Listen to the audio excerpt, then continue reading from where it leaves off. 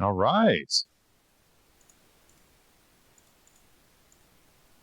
Okay, now we are live. My mic was not working. I don't know what's happening today. Like I've been doing live streams the whole week, and everything that could be wrong on this start almost did. I'm fine. Fine. Everything's fine. Well, hopefully we got all the gremlins sorted now. Yeah. Hope so. So, okay. Welcome to the first Kofi Aromo live stream, and so I'm really happy to have you here with me, Crispin. Well, it's a pleasure to be here. It's the second time we do a live stream together, but now it's the first time we are doing just the two of us, and I appreciate that. Thank you very much. You're welcome. Thank you for having me. So, how have you been? How things going there? How is your life? Tell me about it. I want to know. Well, it's been a year now since it was officially declared a pandemic that we've been living under. Things have been a little crazy here in Southern California, but it looks like hopefully things are getting better. We had a really bad surge right at the end of the year, but the numbers have come down, and it seems things hopefully will be on the mend. Hopefully we can get enough vaccine out to everybody to avoid a fourth wave, fourth surge. As a voice actor, I've been doing a lot of recording from home. I'm fortunate in that I have a very nice home booth that I set up many, many years ago. And it's been serving me pretty well during the pandemic, so that's good. So I've still been able to work on some projects from home. Been doing a lot of teaching online with students. There's been a whole rush. I used to teach classes in person in Los Angeles, but ever since the pandemic, I've had to put those on hold. And I've always taught some classes online, but ever since the pandemic hit, my online classes have been selling out like on a weekly basis. So I've been very busy working with students and trying to help people that way. So I've been spending a lot of time on Zoom because that seems to be the way that we all socialize and interact now. But, so far hanging in there, just doing my best. It's, everything seems to take longer. Everything takes longer. Everything takes more thought, and have to plan things out. And I'm pretty paranoid about trying to stay isolated. So, it's a concern for me as a voice actor, because even if I were to get a mild case of COVID, it could permanently alter the sound of my voice or my ability to breathe and do my job. So Yeah. I've been extremely paranoid about getting sicker or anything like that. So, which adds a certain life overhead, which I'm sure a lot of people are familiar with. I mean, there are a lot of people who are in a lot worse situation than me, and my heart goes out to them. So, because it has been challenging for everyone. But other than that, doing pretty well. Hanging in there, looking forward to getting vaccinated. Well, just pray that you do not turn yourself into an alligator. Hey, as long as it's like a really powerful alligator, I'm down with that. I mean, how would Crispin's alligator would sound like? Yeah, do alligators have an accent? Like, do they all sound Floridian because they come from Florida? Or, what is an alligator accent? I don't know. Maybe an Australian, yeah? An Australian accent? Maybe not. I don't know. So that would be silly. Yeah. I like the idea. So we... this the paranoia is, I mean, it's kind of getting into every one of us. I mean, people who care, because that we are in this position that there's a lot of people who doesn't care, who still are doing what they were doing, and that is not helping with everything that's going on. Me and my wife, we've been watching movies, and every time we see like a crown place, because like we're watching Bones. I don't know if you ever... Yeah, so every time they are going to a crowd place and we look at each other and we say, why are they not using masks? I'm like so aware of when people touch their faces now in performances, when they rub their nose with their fingers, and I'm like, oh, don't do that. Yeah, I mean, it's tough. It's going to be interesting to see how this affects our culture. I think, I don't know if this is true or not, but supposedly Shakespeare never really wrote a play where there was a plague that killed people, because plagues are so common and they were so horrible that people really didn't want to see it in their entertainment. The only plague I know of, it's not even a plague, but in Romeo and Juliet, the apothecary guy gets quarantined for 40 days, and that's why he's late getting back to Romeo and Juliet, because they thought he had come down with the plague, and it turns out he hadn't. And so, but like very little talking about plague in Shakespearean plays, even though we know it was happening quite a lot. So, it'll be interesting in a post-COVID world how we deal with that, how we talk about that, how we tell stories about that, because it's going to have an impact. The same way that in America during the Depression, when there were adults in America who lived through the Depression in the 20s in America, and 29, 30s, in the 30s in America, after the Depression, they still had this real notion of you couldn't waste anything, you couldn't squander anything. Like you never knew if there was going to be enough to eat, or if there was going to be, enough money, and so it really it affected people's psychology. I'm not sure I want to shake hands with anyone ever again. I totally get the feeling. Yeah, I'm like, can we just do the Japanese thing where we bow? Yeah, like, no. I don't. Yeah.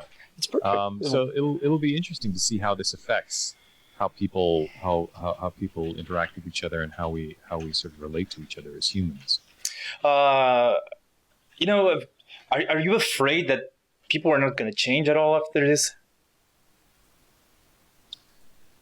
I mean, I don't know. The thing is that I guess it depends what happens with COVID-19. COVID-19 seems to be in this between space between something like the common cold or the flu, which is always going to be with us, and we just have to sort of live with it, and something like polio, which is debilitating, and we could have a vaccine and we could eradicate polio, right? Mm-hmm. Polio, smallpox, these are things we can eradicate because of the nature of how the virus works. It's not clear that coronavirus can be eradicated in the same way. No, it's going to be added to our life the same way as a cold. Yeah, but they say that it's possible that because it doesn't seem to affect young people as much, it could be the thing where adults get vaccinated and then kids come down with COVID when they're young and get over it. And so it stops being such a big deal. I don't know. It depends. Are there going to be people who are always going to be in denial about it and think it's not a big deal? Sure. There are people who don't think it's a big deal to walk into traffic without looking both ways. I mean, we're clearly, if there's any argument for evolution, that's it. We've got these simian monkey brains that don't always work very well. And so, there are people going to act stupid. Yeah, I'm going to do my best to avoid them, because I think people who behave that way are being incredibly selfish and heartless, and they lack empathy. Yeah, that's true. In this past year that we've been going through the pandemic, have that make you create conflict with people you were close to? Because that happens to me a lot. I lost friends, but as soon as you realize that people has this extreme right-wing mentality that that doesn't care at all, just want power and stuff like that, you realize that those were not good people to be close with. But I cut contact with family. I cut friends. I lost a bunch of people that I used to think that they were good people. Yeah, no, I'm sorry to hear that.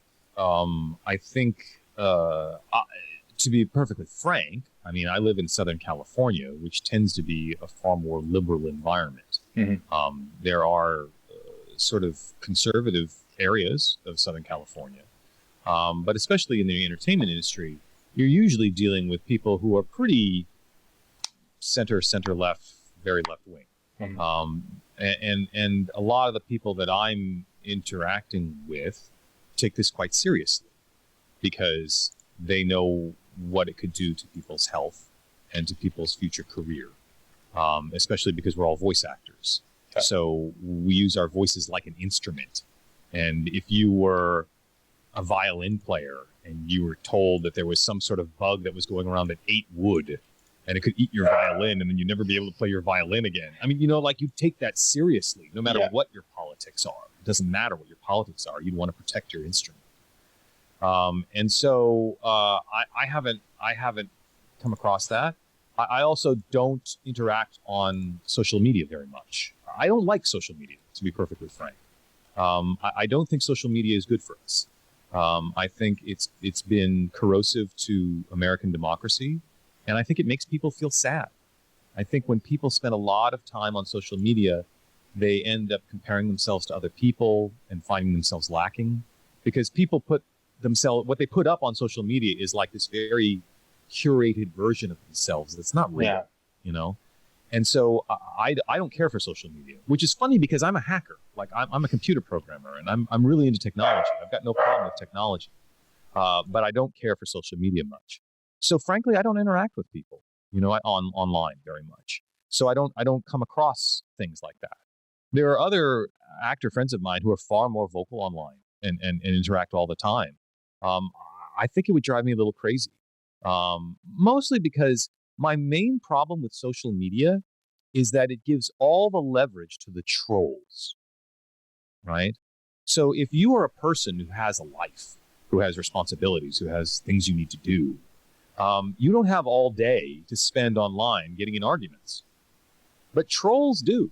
Right? Trolls seem to have this infinite amount of time to argue online. And that means that they get all the leverage on these online platforms. And that just doesn't seem fair to me. I don't want to play that game. I'm not interested in that. Yeah. So I just don't interact much with people online. And fortunately, my immediate family has taken it very seriously. My father is older, and he's gotten both his vaccine shots, which is great. It's like no one in my family is in denial about this. So that's really good. If I had an immediate family member who was in denial, I don't know, that'd be tough. I'm not sure how I would manage that. But luckily, all my immediate family members are reasonable, sensible people. Yeah. I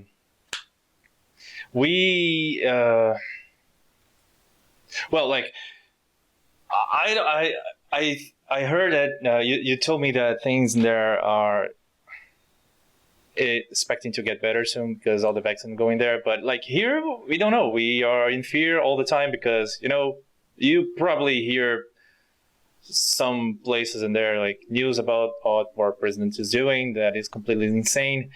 We don't know when we're going to get vaccinated. I want my mom to get vaccinated, but like most of our hospitals are fully, help me with the word. Full capacity. Full capacity, They don't have any extra beds. Yeah. So it's scary down here, but well, it's good to know that there is hope everywhere, and I think that's what we need to maintain now. It's hope, because we don't have much left, Yeah, I'm very sorry to hear that. I am not up to date on all the details of what's happening in Brazil, and I apologize for that. Don't need to apologize. But I know, because you've told me, that things have not been great. Or shall we say, things could be a lot better, right? Things could be a lot better than they are.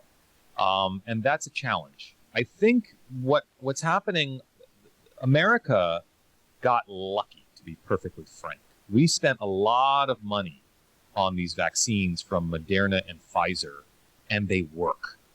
If they hadn't worked, we would have spent a lot of money on something that wasn't helping us. So we rolled the dice and we got lucky.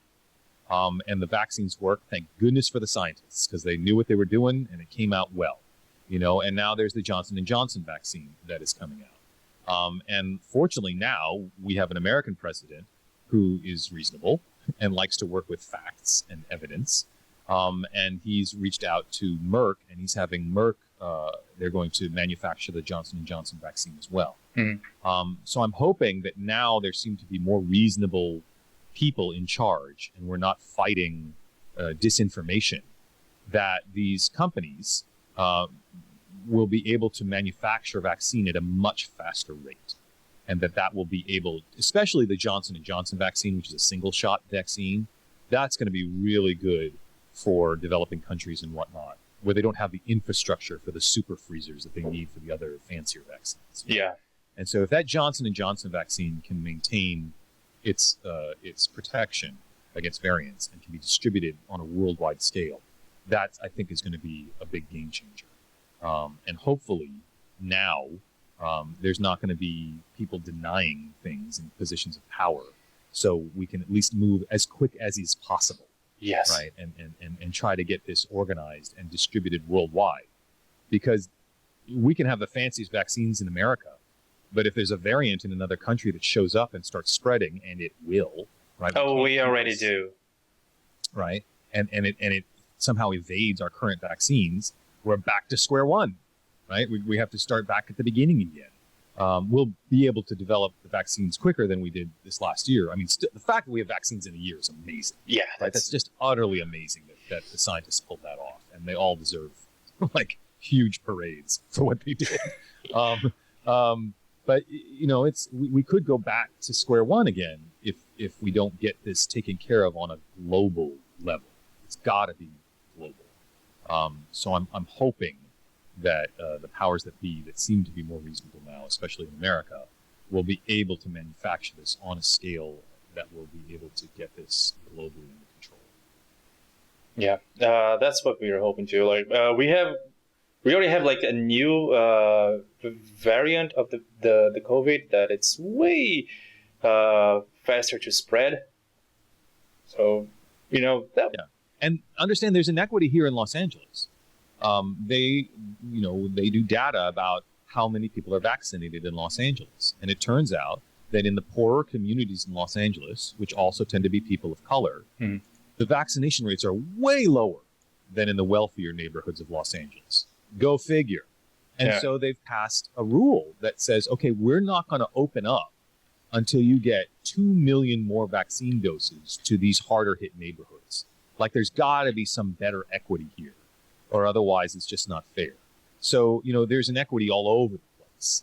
And I'm hoping that there's people in good positions who can try to fight that inequity. And I hope we just have enough supply. There's just enough vaccine that we're all swimming in it. we can send it everywhere. Yeah. and hopefully get over this. Yeah, please. Okay, so the last time we talked, you said that there was some amazing changes in your life, because like you told me that your wife started to do permaculture in your house. What else? Oh, yes. What else do you guys come up to on this time? So, it was really interesting. You pointed out to me the whole Echo Points project that you were doing. The reason this started is because you had sent me a brochure, a flyer for your Eco Point project. Uh-huh. And it was really fascinating and wonderful. And I really admire all of the work you're doing on that. And people should know about it because it looks really cool. And one of the things it looked like you were doing was sustainable agriculture. Yeah. And a type of sustainable agriculture is permaculture. The idea that you set up a certain area of land with animals and plants that are cooperative, where one feeds the next one in the chain, and you can set up a self-sustaining little bio environment. Yeah. And that can revitalize an area. And my wife has gotten very into permaculture recently, mostly because we had a huge fire that came through the Los Angeles area back at the end of 2018 now, right? 2018? Was it 2018? I think so. I think it was between... Now I'm like, I can't do time anymore after a pandemic. My brain doesn't work anymore. But yeah, it was 2018. It was November of 2018. The Woolsey fire came and ripped through Los Angeles and lots of parts of Malibu and whatnot. We had just bought a new house, and it happened to be in the path of the fire. And fortunately, our house survived, but a quarter of our neighbors burned down. And it really taught us, wow, we need to be far better prepared for emergencies. And also, we need to be doing things to nurture the landscape so that it's more fire resistant, so we don't keep having these problems. So I got very involved in a lot of the emergency response teams that are here in Southern California. There's a couple different neighborhoods in Los Angeles that are more in the country or the canyons. And they have organizations that work on drills to try to prepare their neighborhoods if they ever have fires or other disasters or earthquakes. We do get earthquakes here in Southern California. And so there's lots of sort of disaster preparedness teams and organizations that I've been working with. I've gotten involved in amateur radio because one of the things that happens when a fire comes through or an earthquake is the power goes out. And because most people now communicate over the internet and over cell phones, those go down when the power goes out. The cell phone towers go down, your internet goes down. People don't have old telephone lines. The old telephone lines were copper wire, and they would work as long as the main telephone company still had power. But your internet and your cell phone is going to go down. And so I got into two-way radio and amateur radio, so I'm part of some disaster radio teams in the area. And I started researching solar power because I wanted to get more off the grid and be able to have my own solar power battery backups for sort of things. And my wife got very into permaculture and what it would take to revitalize the land around us that got burned and to plant species that are California natives and that are fire resistant and to create a more lush environment with more moisture because that can resist fire if it comes burning through. If it can help douse embers and things if you have plants that are more green. And that notion of permaculture, I think, is something that we need to be thinking on a global level.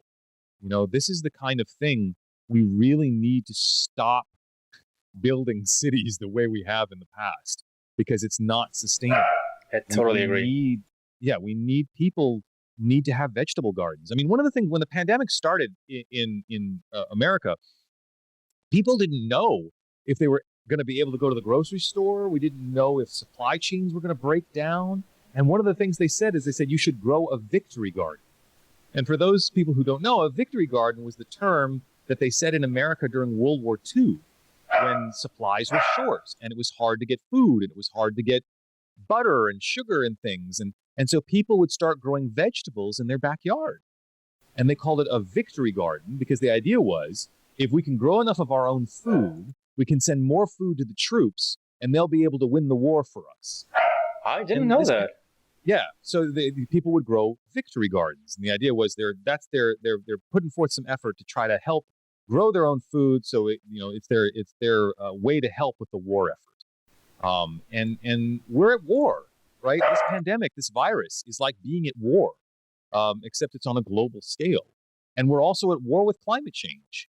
This is something we have to deal with, and permaculture, the idea of planting things. And creating these self-sustaining agricultural systems is the way that we're going to live. Otherwise, we can't live. We're not going to survive on this planet as humans if we can't get better at managing our environment. And permaculture is a great way to do it. Yeah, we need to get better at being animals again because we are the only species in this whole planet to try to adapt the planet to us and not us to the planet. So we destroy everything to do that, to achieve weenie goals. I don't know how that's a way to put it, but words in English come to my brain. No, I wish I spoke Portuguese. I'm so sorry. How do you say, I can say a person can be whiny. Whiny, sure. Yeah, so whiny goals, for things we don't need. Right.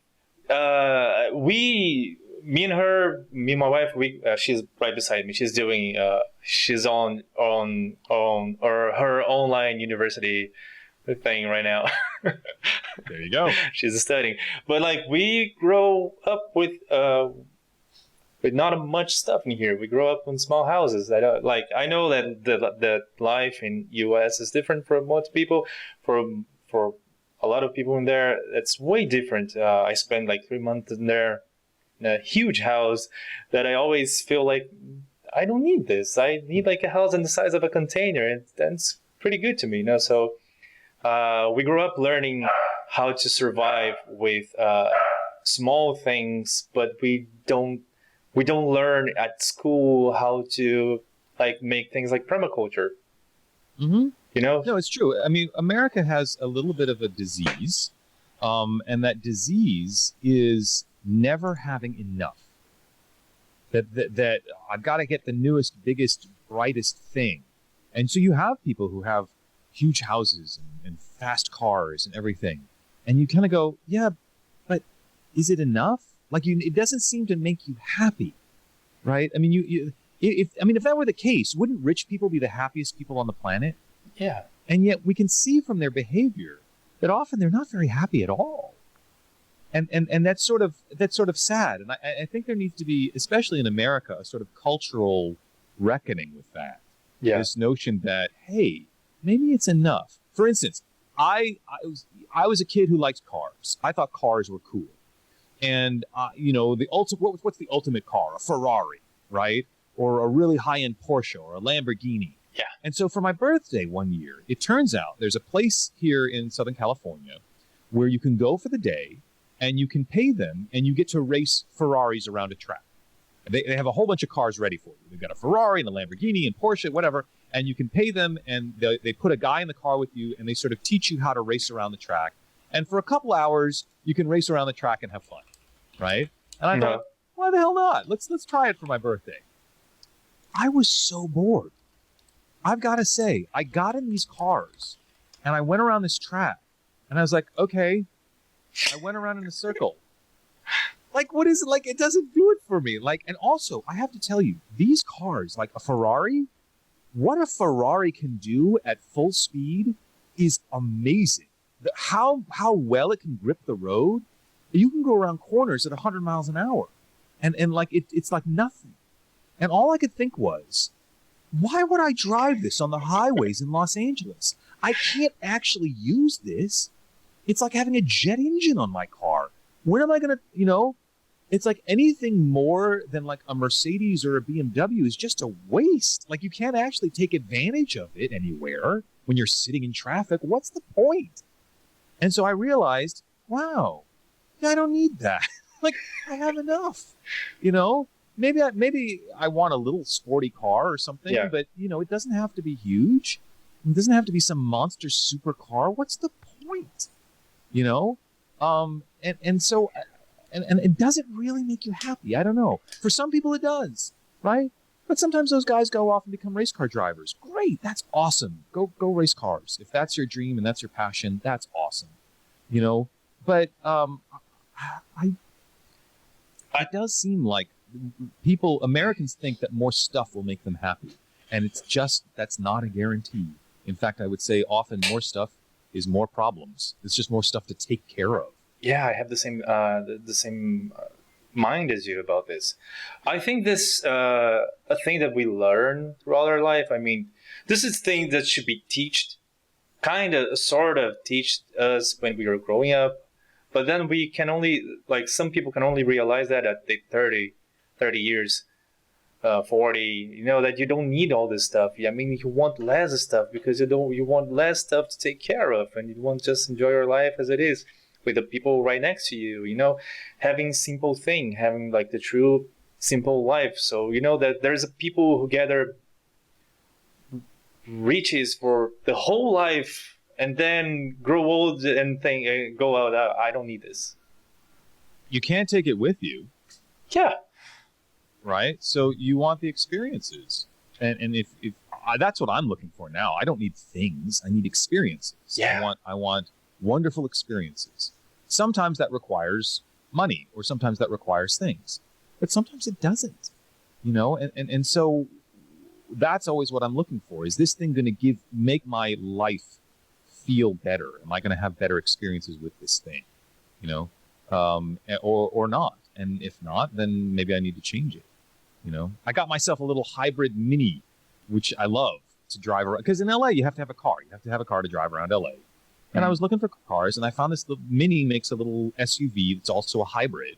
It is so much fun, right? It's a lot of fun to drive. It's cute. It's adorable. It's small, and it's funny because it can be really sporty if I want it to.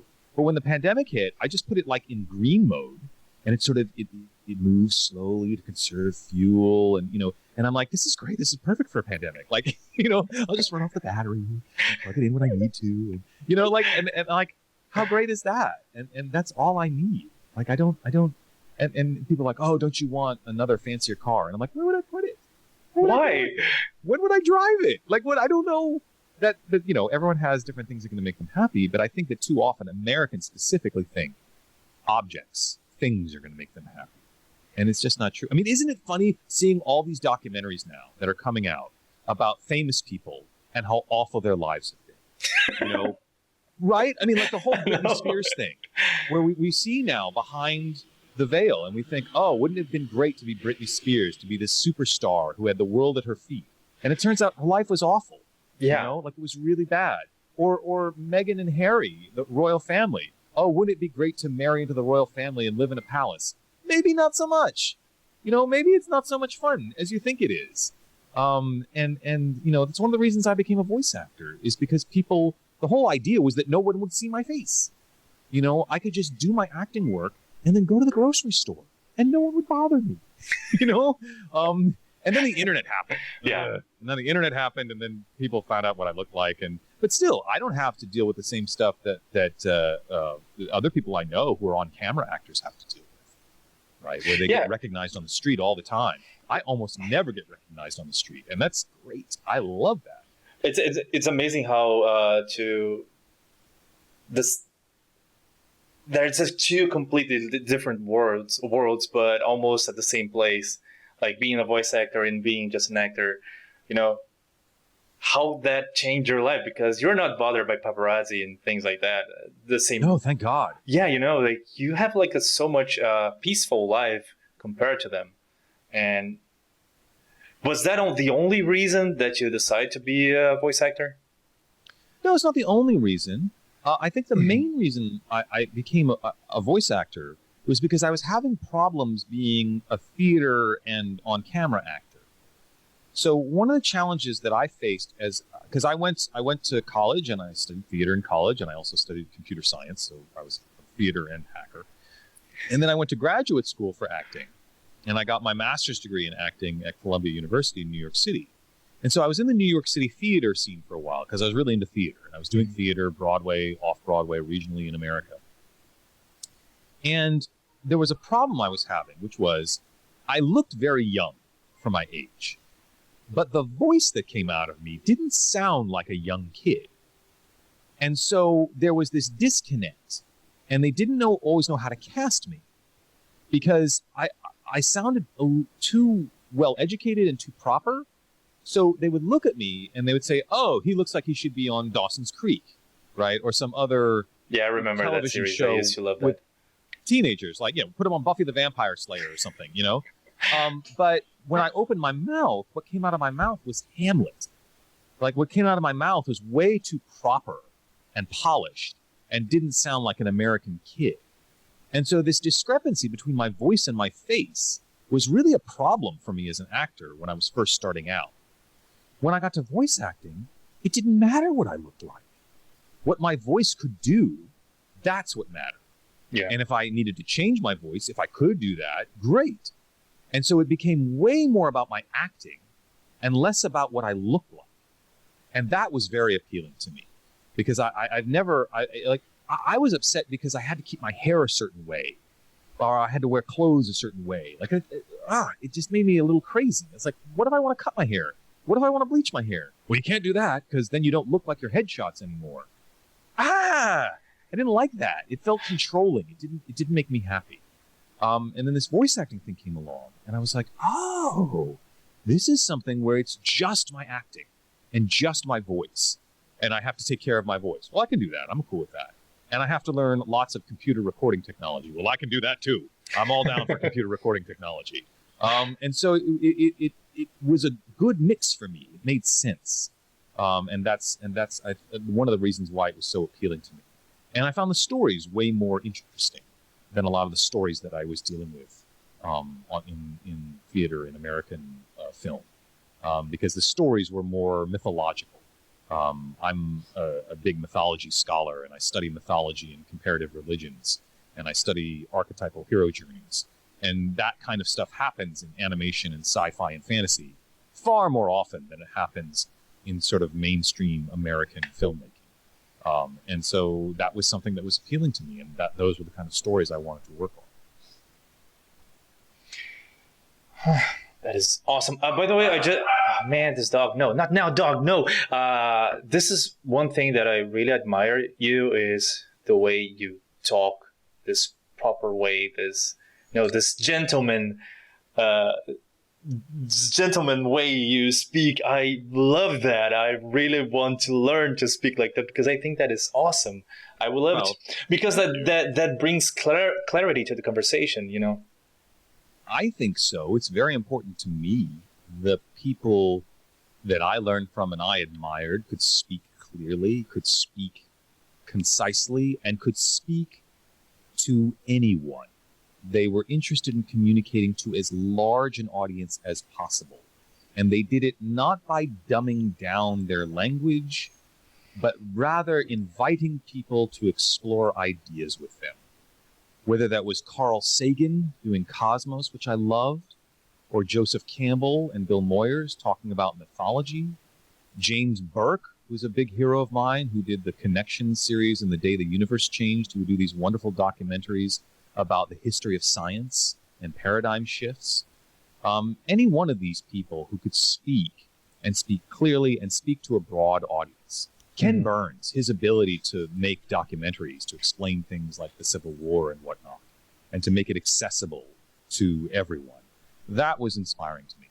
And I'm just grateful that I can do it with you in English, because I don't speak Portuguese. And the fact that you can understand me in English, like, I'm so spoiled right now that I don't have to try to do this in Portuguese, because I would fail miserably. Nah, you probably won't. Yeah, you're very technical. You're probably gonna get Portuguese, I mean, the basics of Portuguese real fast. I bet you could do that. In my copious amounts of free time, yeah. Okay, so we have 2 questions for you. But before Simon Leach, but before people who are coming into our live stream, want to welcome everyone, and also we are gonna do like a bunch of live streams now, and especially doing interviews for one big reason. For people who know or want to know, just search for Eco Point Brazil. This is a project that was born 3 years ago. We've been working a lot, but now we're going to build a real lab to take care of the environment and do like a whole new green agenda and do a bunch of stuff. So if you could help us and join or support our page, just there's a button there. You can become a supporter of our page. It's only, I think, $1.99 a month. $1.90 a month is for you is pretty cheap, but for us in Brazil, that's a lot of money because our currency is going on downhill. So if you want to help us, support us for this case, it's going to be amazing. So, okay, Simon Leach. Man, there's a lot of text. I think it's one of those things whereby materialistic desires seem cool at first, but ultimately it's a band-aid solution to happiness because it's usually lacks substance on an internal level that matters. So I have a quick little question for you. What are some mythologies that you are currently learning about or interest at the moment? Good question. Well, I've actually been going back and rereading some of my original Joseph Campbell work. I've gone back to his sort of original book, The Hero with a Thousand Faces, because I'm finding the first time I read it was probably 20 years ago now. And so I'm in a different place in my life, and reading it now has been a very different experience. Because when I was first looking at mythology, I was really looking for hero journeys. And I was really looking for hero journeys about people coming of age and finding their strength and their power in life. And that's the kind of thing you see with Luke Skywalker in Star Wars, right? He's sort of a coming of age story and learning how to use the Force and be a Jedi. Now that I'm a little later in life, I'm looking not so much about like the individual hero journey, but I'm looking at the world more holistically. And I'm thinking in terms of like the cosmos in general. Like how does the world sustain itself? And that's a bigger, sort of more complicated question. And it requires people being heroic, absolutely. But it also has a different sort of attitude. I mean, I'm no longer the student. I'm now the teacher. And that's a different position to be in. And so to think, okay, as the teacher, what values do I want to share with my students? What do I think is most important for them to understand? And that's a different attitude. So now it's not just how do I, you know, get through the maze, but rather I'm sort of looking down at the maze and going, how do I want to build the maze? Like what makes sense? How do we want to structure it, right? And really, what's sustainable? Because we have to now think in terms of community. Yeah. I used to go to Burning Man a lot. I don't know if you're familiar with Burning Man. Do you know what that is? Is a festival? It is. So Burning Man's a festival that's been running since the 1980s. It started in San Francisco, and now it's in the desert. It's in Nevada desert. And once a year, a bunch of people go out there, and for a week, they create a city filled with art and magic for just a solid week. It's astounding. In the middle of the desert, in the middle of nowhere. It pops up, it exists for a week, and then it disappears without a trace. Right? No trace left behind. Okay? It's a magical experience. It's really hard to put into words what Burning Man is about. But one of the main principles of Burning Man is this idea of radical acceptance, everyone is welcome, and radical self-reliance. You can't depend on anyone else. The desert is a tough place. And so you need to be able to take care of yourself. Now, it turns out most people at Burning Man are very generous. They're totally willing to help you. But if you go out there and you just expect everyone else to take care of you, that's not going to work. You need to come and do your best to take care of yourself. And if something bad happens, there's probably going to be people there who can help you out. But you need to do your best, right? Burning Man has now gotten so big. When I first went there in 2010, it was 35,000 people. The last time I went in 2016, it was like 80,000, 75 or 80,000 people. It had doubled in size. And now it's close to 100,000 people. They are using masks.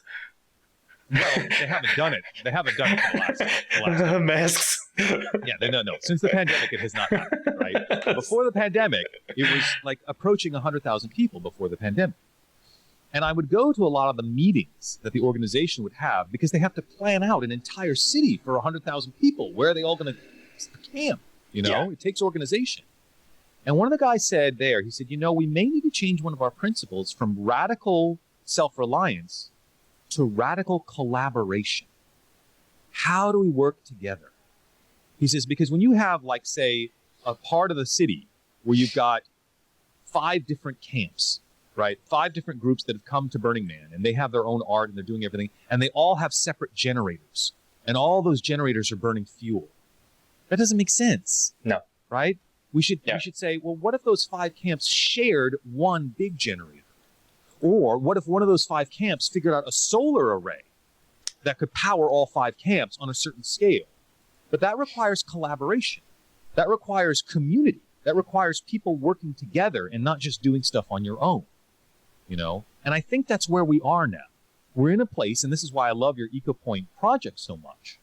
It's not just you doing something. It's a community. It is a group of people who have decided to come together and do this, because that's the only way it's going to work. It's one thing to do permaculture all by yourself in your own separate victory garden. But what happens if you organize with the community? Because maybe one person is good at doing this thing and one person's good at doing that thing. And you can be sort of a team for your community to help things. And I really think that's the way we've got to move forward, is we've got to move forward with this sense of who is right next to us, who can help us build a community that is sustainable. And those stories, that mythology, right? How do you mythologize that? How do you tell stories where people come together as a community? So it's not just Luke destroying the Death Star all on his own, which he didn't anyway. He had a community backing him up, right? Luke just didn't destroy the Death Star by himself. Yeah. But how does that community work? And how does that community move forward, right? And how does that community move forward when people get older, right? How do people pass the torch from one person in the community to the next so the community can continue? That's the sort of stuff that's the way I'm thinking now. Because, this idea that one person is going to save us is just not real. No. The pandemic made a lot of people change the way they think. Like we cannot think that is that reality anymore. Does not fit with everything that we're going through. We cannot do this by ourselves. We need to be close to each other. We need to do stuff together. We cannot go out on this alone. We didn't start this alone. We cannot leave this alone at all. Yeah, it's a big problem with the American mythology. American mythology is I can go out in the middle of the country and build my own house and grow my own food, and I can just live by myself and nobody else will bother me. Like, that's a common American mythology story that gets told because people think that's what it was like in America back in the 1800s. You know, the gold rush in San Francisco when they did it in 1849. And it turns out if you go back and look at the history, it's just not true. You can't survive that way because you're not a blacksmith, right? You need to go to somebody who can make the metal things. And then you need to go to somebody who can make the wood things, who's the carpenter. And you need to, like, you have to have a community. Otherwise you can't survive. Yeah, so you can't be independent. There's no way to be independent. You can't, unless you know how to do everything that's needed to survive. There's nothing else you can do. There is no independence. There's no true independence. We need to stop to sell that idea. Yeah. There's all independence is a red herring. It's a mirage, right? What I think we need to be shooting for is sustainability. What is sustainable? If we continue with the behavior that we are doing now, can we do it for the next 100 years? No? Well, then maybe we need to change it. Right? If we can't act the way we're acting now for the next 100 years and survive, then maybe we need to change it. We have like a long way to go. We have we were not prepared for this. I think like the 80s and 90s and maybe early 2000s were terrible because they like brainwashed our heads with all this idea of independency and buying stuff and building stuff. But you know, we are the small fish on this whole story. There are bigger fish. We're learning now, but gaining a lot and destroying a lot. Well, I think it existed long before the 1980s and 1990s. I mean, at least in America, you can go back to Manifest Destiny. You know, when America bought the Louisiana Purchase, and they basically bought the western half of the United States, there was this idea that Americans just were entitled to take over that land. That's just the American story. Like, we're entitled. And it's like, oh, you mean there's Native Americans here? Never mind, we'll just push them out of the way. Yeah. And we'll shoot all the buffalo. And like, this has been around for a long time. Yeah, but I specifically say that because, you know, television, radio, then internet, there was all like growing exponentially out of control and bombing people's heads all the time, you know. I do understand that we had this coming from a long time, way before us, but this is the time where we got the internet. This is the time we are learning the true power of our culture and our nations and our stuff. This has been really scary to think about. And how do we control this? How do we restart? We've got to work out our relationship with this new technology. The same way we had to work out our relationship to steam technology in the Industrial Revolution. A lot of people got taken advantage of really badly in the Industrial Revolution. You know, workers got abused in horrible ways, and we had to come up with laws and culture to push back against that. And we're going to have to do the same with every new technological thing we invent, and the internet and social media is no different. You know, we've got to come up with systems and rules so that the system is humane and doesn't chew us up, right? Mm-hmm. It's possible to work in a factory and have your life ruined by working in a factory. It's also possible to work in a factory and it'd be a good job, right? So the key is to set up systems and laws and culture so that people can work within these new systems, and the systems are humane. They treat people in a humane way, and you're not getting chewed up by machines in the system. Yeah. Leo's, he told us to call him Leo. I'm a big fan of your work, and I liked a lot these car analogies since I'm a car guy. There's a question for you. Which one do you think it's more difficult, voice acting for a game or for anime? P.S. I'm a big fan of Overwatch and Fate, and I got impressed that Kirei and Kiritsugu were dubbed by you and Matt, respectively. And due to being a big fan of Overwatch, I can only imagine Winston versus McCree. Gotcha. Well, that's a complicated question, isn't it? So first, difference between voice acting in anime versus voice acting in video games. The challenge in voice acting anime is having to match the lip flap of characters on the screen. So for those who may not know, when we're dubbing anime, the animation has already been made. And so what we're trying to do is we're going into the booth and we're staring at a video screen and the video plays and the characters' mouths move and we try to match our performance to lip flap that already exists. That's not the normal way we do animation in America. Normally in America, we would record the audio first and then the animators would make the character move to our audio file, right? Because trying to put your voice into a character that's already animated can be a little stiff sometimes. So that's the main challenge with anime is how can you put your voice into a character that's already been animated and not sound stiff? That's the main challenge in anime. And it's a hard thing to learn how to do without sounding stiff and awkward. And a lot of it has to do with how well the script is written.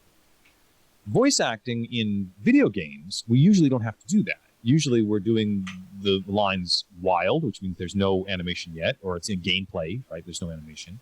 Or we do it like we would do American animation, where we record the voices first, and then they animate to our voices. So that's what happens in Overwatch with all the films, the Overwatch short films that you see on YouTube.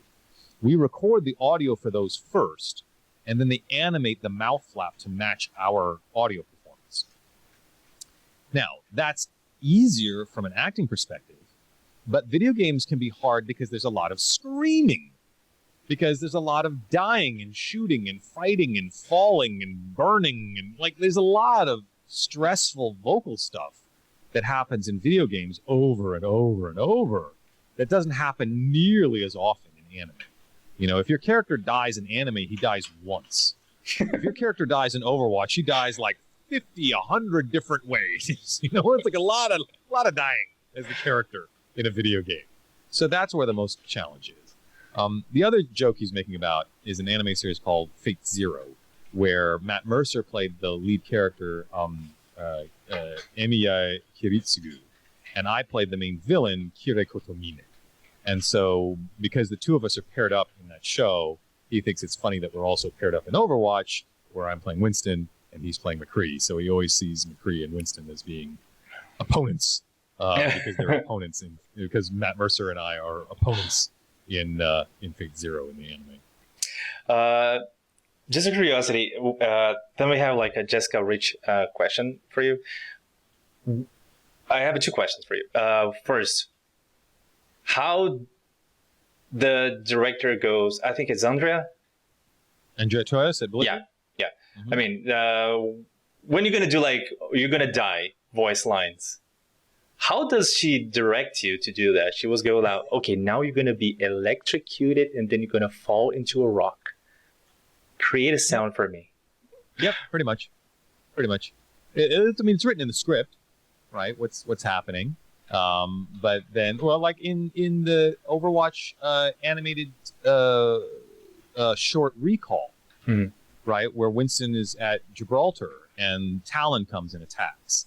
And he goes down, he starts fighting all the Talon soldiers. And then they hit him with the electrocution guns, right? They shoot those tags into him and they send electricity and they shock him. He's like, ah, right? I had to do that, right? I think they augmented it with some animal sounds too, but I had to make all those noises, all those gruntings and screamings and things. And I don't think we knew exactly what it was going to look like at first when we first recorded it.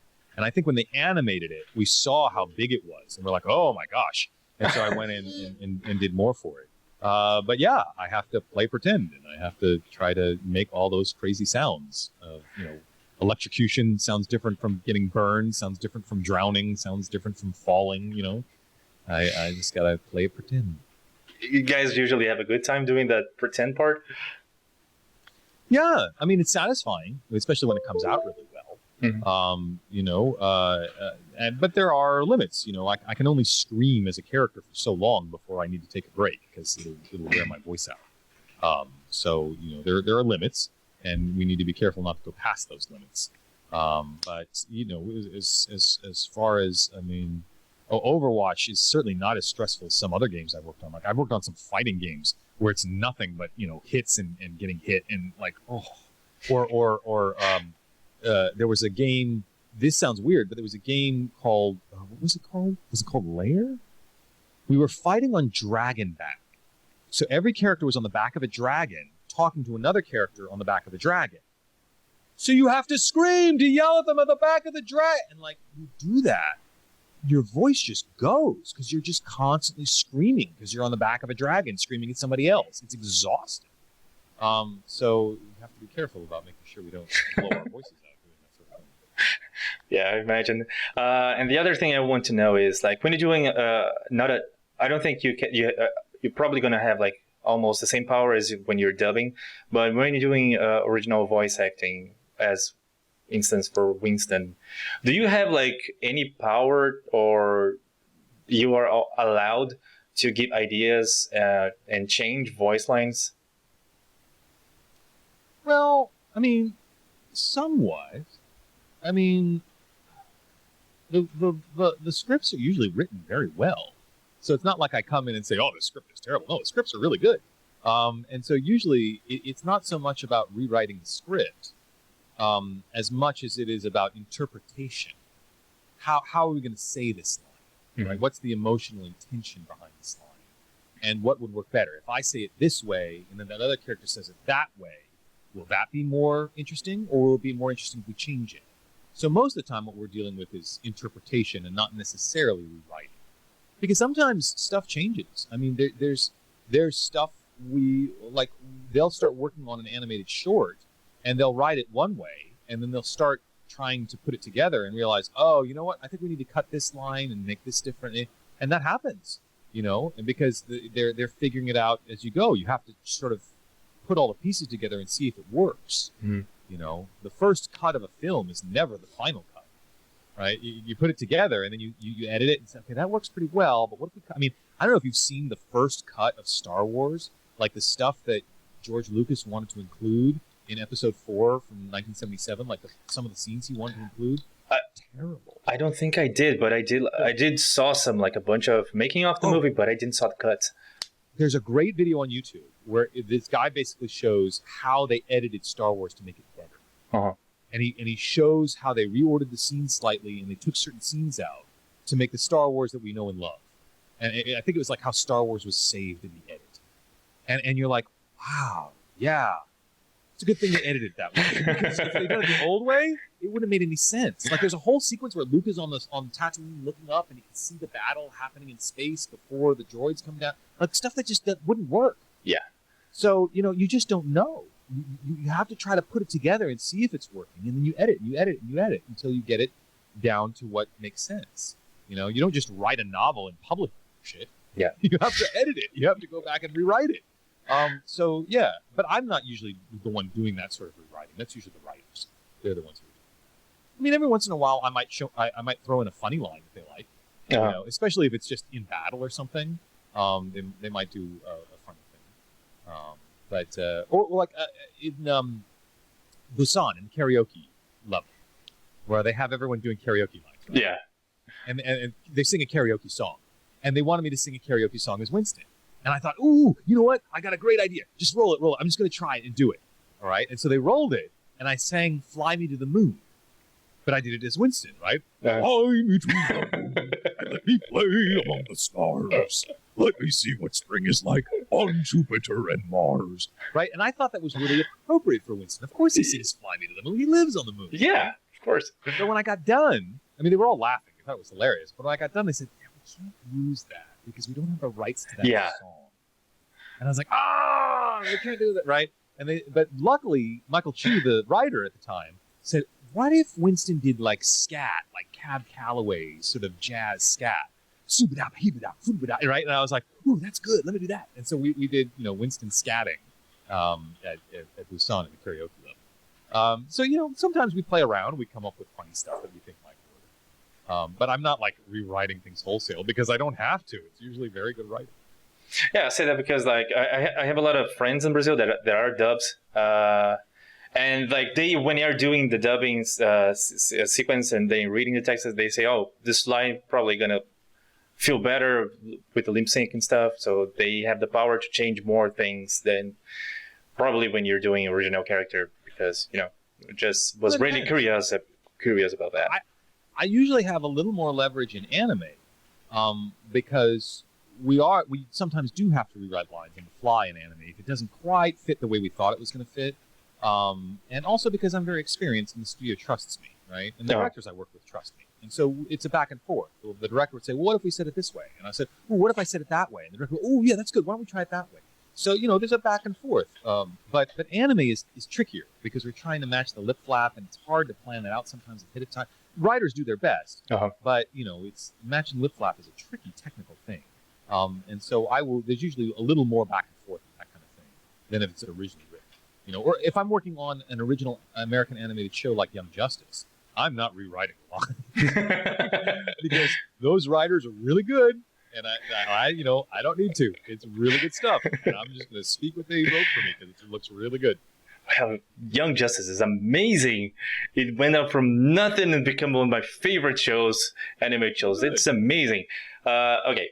Jessica Rich asked, how do you feel about the rumors of studio possibly opening up now since the vaccine is out, and how do you feel about the vaccine? I feel like the vaccine is really cool. I think the vaccine could help us immensely. The only question is whether a variant shows up that can evade the vaccine. That's our big danger. If that happens, that's fixable. We can make new vaccines to target any new variants, but it's going to take time. It'll be faster this time around than last time. But Moderna and Pfizer have said they can adjust their mRNA vaccines for any new variants if they have to. So it's solvable, but it takes time and money, and distribution and logistics. But if we can get vaccines and we can get the numbers way, way down, right? Like right now, we're getting about 1,000 new cases in LA County every day in the greater Los Angeles area. It needs to be way lower than that. We need to get it. It was much worse over the holidays. At the end of the year, it was 15,000 people a day. It was bad news. And so we need to get it. We need to get it way, way down. If we can get it way, way down, and the vaccines seem to be effective, then yeah, I think it might be safe to go back into the studio and do stuff, at least for me. Now, there are other voice actors who have been comfortable going to the studio right now. There's been certain studios that have been doing a lot to try to make things safe, and it's really great. And there's some actors who are comfortable with the steps they've taken. I'm just not one of them, and so I'm not willing to go back in. But we'll see. If I get vaccinated and the numbers are way, way down, then I would be comfortable going back into the studio, right? Because if we have a variant that shows up that evades the vaccine, the numbers will start going back up again, right? That's how we'll know. Even if we don't have the genetic testing, we'll know because the numbers will start going back up and be like, oh crap, we've got a variant, something's wrong. But I'm really hoping that we can get the numbers way, way down, closer to what they're doing in New Zealand, where they're basically down to zero. Right? Yeah, where they can really keep track of things. That's I want us to be like New Zealand. Can we be like New Zealand? New Zealand was amazing. How the Prime Minister, I don't think it. Yeah, I think. They don't have a president. I think they have like prime minister in there. Prime minister, yeah. Yeah, what she did was amazing. Yeah. Okay, do you have time for more questions? Sure. Okay. Jessica Rich again. Have you ever act out anything was personal for you? Like how, like any times it might hit under. I'm sorry, I have dyslexia, so sometimes it's really hard to read and translating in my head at the same time. And it's too much for me. Like in any times it might have hit a nerve, and how did you overcome that?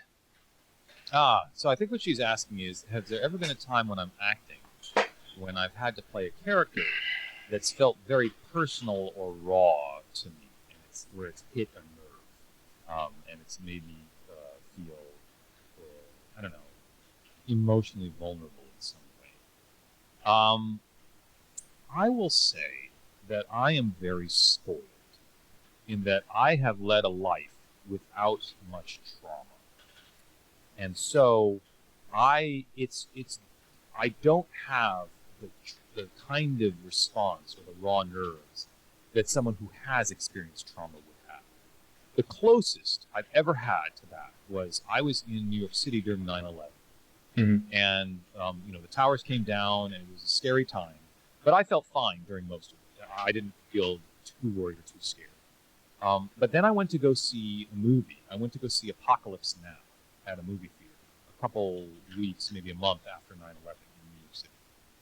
And if you know Apocalypse Now, it's set during the Vietnam War, and there's a big sequence where they have helicopters coming in, and they're bombing this village, and it's really brutal, right? Yeah. When I was a kid, I could watch war films like that all the time, and they never bothered me because I've never lived through a war, right? I'm total softy. I've never had to deal with anything that hard, But now I had dealt with being bombed from the air, and I was watching this film, and I started getting anxious. For the first time, I had what was probably, the beginning of a small anxiety attack. And there was a moment where the movie was getting too much for me, and I thought, wow, if this keeps going, I may have to just walk out of this movie theater. I'm not sure if I can keep watching this. And luckily, right at that point, the movie shifted tone, and it became calmer, and I was able to stay in the room.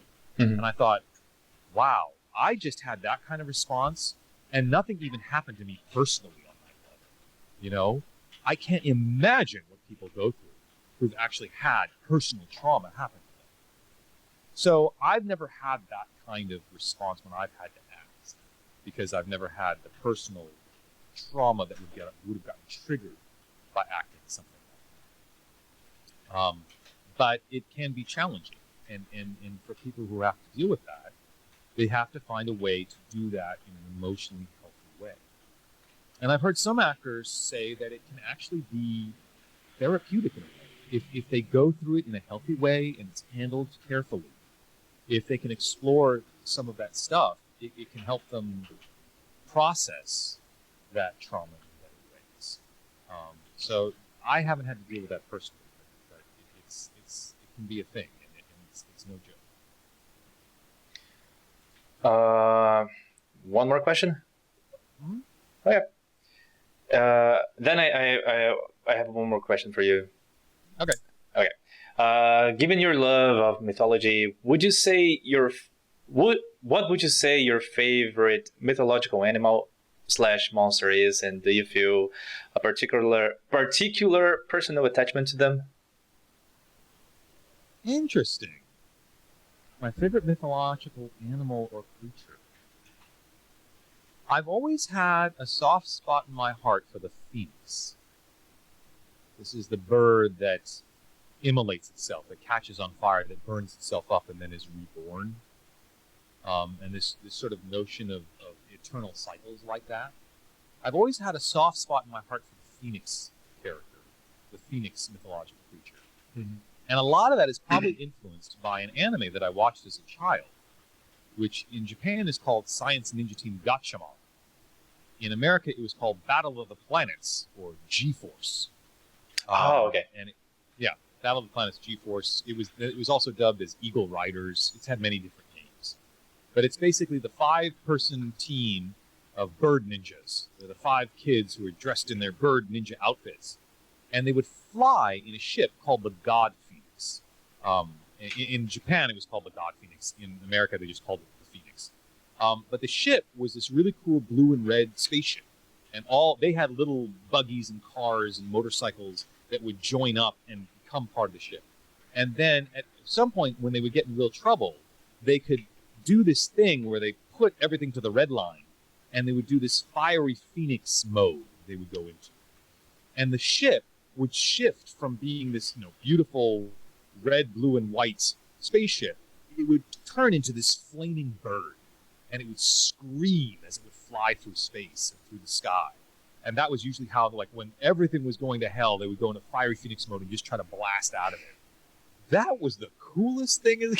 I was like, oh my God. And it's very alchemical, right? This idea that you're going to take solid matter, turn it into energy, and then turn it back to matter again. Like, that's some alchemy, man. That's cool stuff. And the fact that they could do that was sort of astounding. So I've always been very fond of the Phoenix. And then later, when I was in college, we did a production of Conference of the Birds. Conference of the Birds is a famous mythological fairy tale. It's an Islamic Sufi fairy tale by Farid Uddin Attar. And it's a story about a bunch of birds that go looking for God. And during the course of the story, they tell each other, they go on this journey to try to find this Simur, the sort of God figure that they're looking for. And they would tell the story of the Phoenix in that as well. And I got to be one of the characters in the show that told the story of the Phoenix. Mm-hmm. And so that meant a lot to me. So probably the Phoenix. I'm rather fond of it. When I was growing, I was very into Minotaur figure, especially because Knights of the Zodiac. My sign was Taurus, and then there's a gold knight Taurus. But now I started to study the natives, Brazilian natives, cultures and mythology, and there is a tree called the Andura. It's a tree that whenever there's forest fires, this tree light up and draw the fires to it and cleans the forest from all the forest fire. I really enjoy that story. But there's a bunch of Brazilian native mythology that is amazing. I think you would really like to read about them. Well, one of my favorite musical groups is Uakti. I don't know if you're familiar with them. They're a Brazilian percussion group. And Uakti, if I'm pronouncing it right, it's Uakti. They actually just disbanded recently, a couple of years ago, which made me very sad. But Uakti, the idea is that Uakti is this mythical Brazilian creature that has holes, and the wind blows through it, and it makes beautiful music.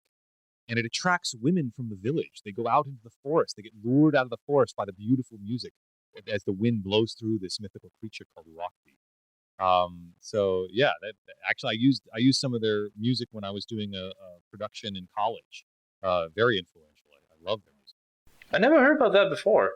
I mean, whenever those things happen in Brazil, is always they never get very shared among the casual listeners of music. I don't know why. There's always this market out broad Brazil, but never inside Brazil. I don't understand why we don't respect that.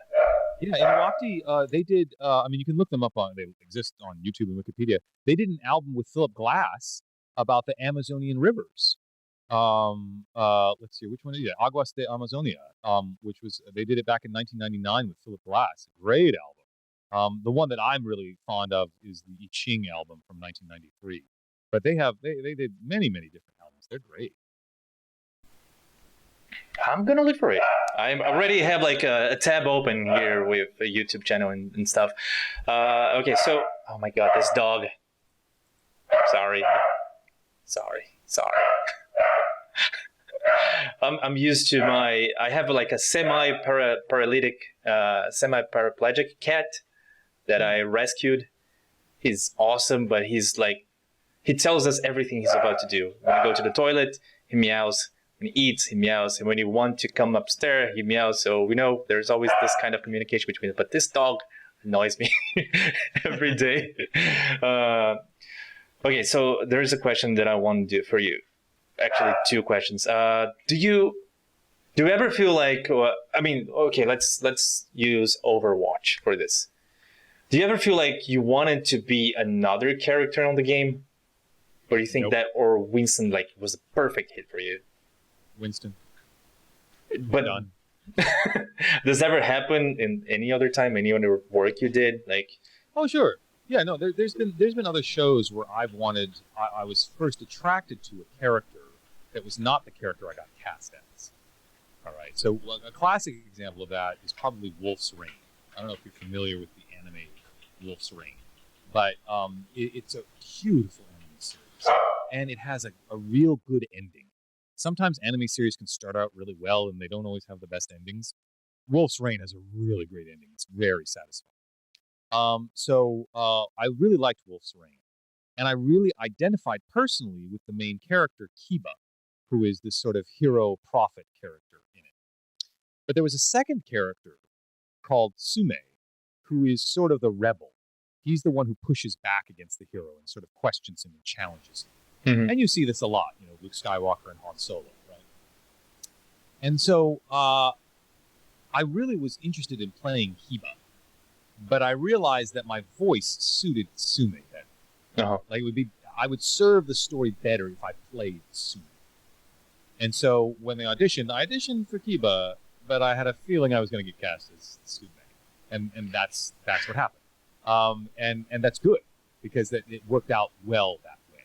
Mm-hmm. Because because there's a difference between who I might dress up as for Halloween and who a studio is going to pay me to play in their show, right?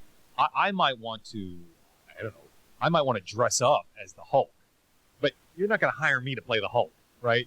I'm going to play in the Marvel world. I usually play Loki. Right, that's who I'm going to voice. But am I going to dress as Loki for Halloween? Probably not. He's probably not my favorite character, but he's the character I can play really well. Yeah. And so in Wolf's Rain, I knew I could play Sume really well. When Overwatch came out and I got cast as Winston, I was a little surprised at first. I was like, wow, okay, I guess I'm cast as Winston. I didn't know what the game was. I just knew he was a big, deep voice character, and he was a gorilla. And so I was like, okay, I'll play a gorilla. And I thought he was a secondary character because he reminded me a lot of Beast from X-Men. Yeah. He's hairy, he's blue, he wears glasses, he says, "Oh, my stars and garters," he's that kind of guy. And so I thought he was a secondary character because Beast is not a main character in the X-Men, right? It wasn't until we were well into recording the game that I realized how important Winston was to the whole world of Overwatch. But I identify very strongly with Winston. And I've seen every other character that comes up in Overwatch, and I admire a lot of them. I mean, God, I love Fred Tatasciore as Soldier 76. I could listen to him play Soldier 76 all day long. It's fantastic, right? And everyone's doing a great job. I love everyone as their characters. There is literally no other character I want to play. If you gave me the entire cast of Overwatch and said you could play anyone you want, who would you want to play? I'd be like Winston every damn day. I just want to play Winston. It's so good to see when you fall in love with the character, how much love you put into it. And my second thing that I want to ask you, I'm not going to do the typical question that you hear every time you're doing a live stream or a con. What is your favorite voice line? But though, I want to know what is the quote that you would love to see Winston say in Overwatch game. Oh my God, he said so many. I mean, there's something you didn't do. Honestly, I'm not sure because I've actually quoted Carl Sagan from The Pale Blue Dot. Yeah. I don't know how you get much better than that for Winston than reciting Carl Sagan verbatim. That's some really good stuff. Yes, this is us. Oh, man. That's small dot. How do you get better than Winston quoting Carl Sagan? I mean, the only thing possibly is if you could quote Harold Winston's line, never accept the world as it appears to be, dare to see it for what it could be. I don't think I've ever actually said that line. I don't remember doing that. No. So that would be a cool line to say as Winston, and I'm sure it will hopefully come up at some point. It should. Yeah. But other than that, I mean, if Winston has a patron saint, it's probably Carl Sagan. I don't know how you get any better than that. Carl deGrasse Tyson. Look, I love Neil. I think Neil is great. But I'm actually a bigger fan of the original Cosmos series. Yeah. The new one, the pacing is off somehow. Best of intentions, but it doesn't feel as good as the original. It doesn't feel as solid. And there's something musical about the way Carl Sagan spoke, which is why when they auto-tune him, it works so well. Because he's got this very mellifluous way of speaking that is closer to singing than just talking. And so I think it's Carl Sagan is still sort of would be my patron saint for that. Awesome. So thank you so much for this. I think we blew up a little bit your time. That's all right. Happy to help. Yeah, that's as I said, like we are doing something new and unique, and I'm appreciate that you helping us. And, Yeah, is that a pamphlet you shared with me? Is that available online for people to see? I posted on Reddit, but I'm gonna post it on my Patreon too. I think I already did and post it on EcoPoint's Patreon. I post all the slideshow on there. Yeah, it's like a 12 or 15-page PDF file, right? Yeah. Yeah, that was a really great thing. People should totally check that out. If you can put a link to it in your Facebook group or whatever, or however you want to put it. That really sold me, and I think people should see what you're trying to do, what you're trying to accomplish with EcoPoint in this sort of sustainable agriculture is really admirable. And I think we all need to start thinking that way. We all need to start thinking in terms of sustainability, and especially in terms of our environment, because we've got to get better at being stewards of our planet. Because if we don't take care of the planet, it ain't going to take care of us. That's very true. That's a thing I say to everyone. I just want to leave like a good legacy, inspire people, in a good way, and doing the proper way. Okay, before we should close this off, just a real quick request. Say I don't like a banana. Oh, I do not want a banana. Yeah, that was perfect. Crispin, thank you so much for doing this. It's very important to me. It's a very important project. As I said, like we were doing this. It's the first time I think ever on a gaming world that something comes from a game and turn into real life, doing its real job. So we are kind of making history here. It's quite amazing. Absolutely. Thank you so much, man. Good on you for all that. Anything I can do to help and support, I'm happy to. And maybe someday we can set up some amateur radio stations and we can communicate EcoPoint Brazil to, I don't know, EcoPoint Los Angeles, and we can do a little wireless radio transmission. Man, I would love that. It would be awesome. So everyone who participated in the live stream, thank you so much. As I said, you can always become a supporter on Facebook page or on our Patreon. It's already there. I think I already put the slideshow, all the images of the presentation that I sent to him as well is already on Patreon. So if you feel in your heart that you can support us, make history, please feel free. We will love any kind of support you guys can give us. Thank you so much. Thank you so much, Crispin, for everything. You are amazing, and I really admire you for... Oh, well, thank you. I admire you as well. I hope you and your loved ones stay safe during this crazy time. I hope you do, too, and also your loved ones, of course. So, yep. Doing our best. Bye, everyone. Bye-bye. Thanks for coming, everyone.